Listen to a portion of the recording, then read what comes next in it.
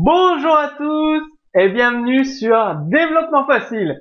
Voici un nouveau cours dédié au framework Dojo Toolkit. Donc cette fois vous allez apprendre à créer des animations avec Dojo. Donc ça va permettre d'ajouter des effets très sympas sur vos sites et vos applications HTML5.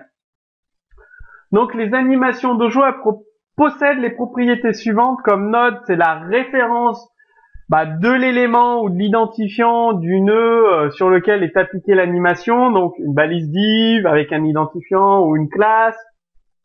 Pareil, c'est une balise paragraphe, etc.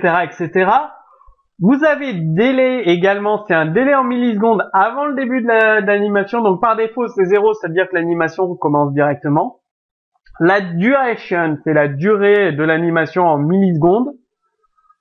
Easing, c'est la façon, c'est le type d'animation en fait. Donc par exemple, ça peut être lente au début avec une accélération vers la fin, ou alors l'animation démarre lentement, elle accélère au milieu et elle ralentit pour terminer. Donc c'est le type d'animation de l'élément. Rate, c'est le nombre d'images par seconde. Dojo, il gère ses animations en 50 images par seconde, mais vous pouvez modifier ce paramètre.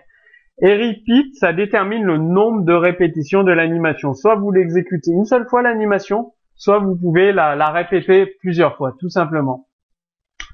Donc, Dojo, il peut exécuter des fonctions à différents moments de l'animation. Par exemple, before begin, c'est une fonction qui sera exécutée avant l'animation. On begin, c'est une fonction qui sera exécutée de façon simultanément après le départ de l'animation. On end, c'est une fonction qui sera exécutée à la fin de l'animation.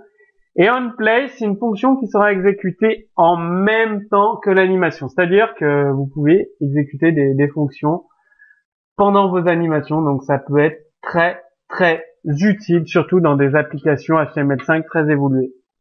Vous avez bien évidemment les méthodes spécifiques aux animations. Play pour lancer l'animation, pause pour mettre l'animation en pause et stop pour arrêter l'animation.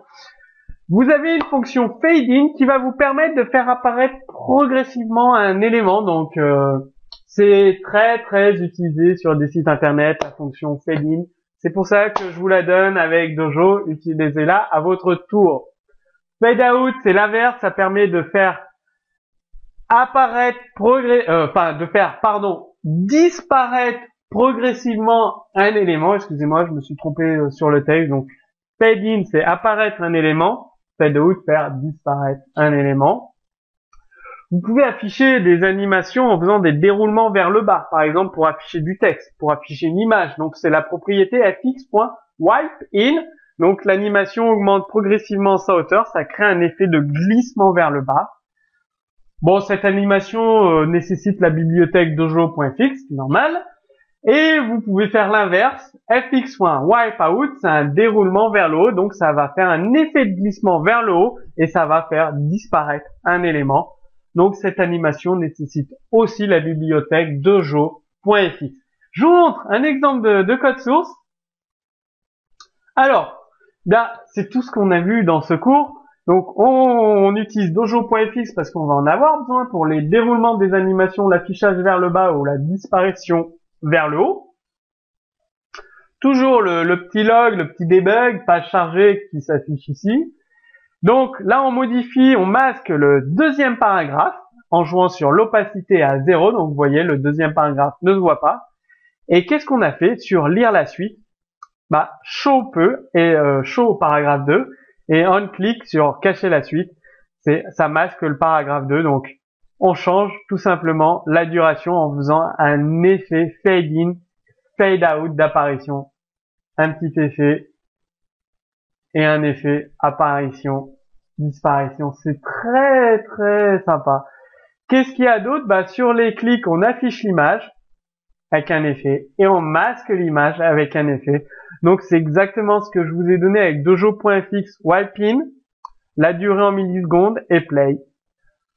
Tiens, je vais mettre 500 millisecondes, elle va se cacher très rapidement du coup l'image. Elle s'affiche et elle se masque. On voit pas assez. Non, c'est que j'ai pas rechargé la page. Pardon, excusez-moi, évidemment, faut recharger. Vous voyez la différence de rapidité. Donc, là, vous avez eu beaucoup de cours à la fois sur Dojo Toolkit, sur jQuery, deux frameworks qui vont vous simplifier la vie extrêmement, enfin, pour créer des applications HTML5 étonnantes, incroyables, que ce soit sur tablette, sur smartphone, des sites internet. Ces deux frameworks sont indispensables à connaître. Donc, retrouvez un exemple de code source à télécharger sous ce cours vidéo. Si vous avez des questions, posez-les sous cette vidéo et je vous répondrai avec grand plaisir. Et si vous souhaitez devenir expert en développement avec jQuery, Dojo, en HTML5, en PHP, en ActionScript, juste en dessous de cette vidéo, il y a un lien Nos formations. Donc, vous pouvez aller beaucoup plus loin avec les formations développement facile. Moi, je vous dis à très bientôt sur Développement Facile.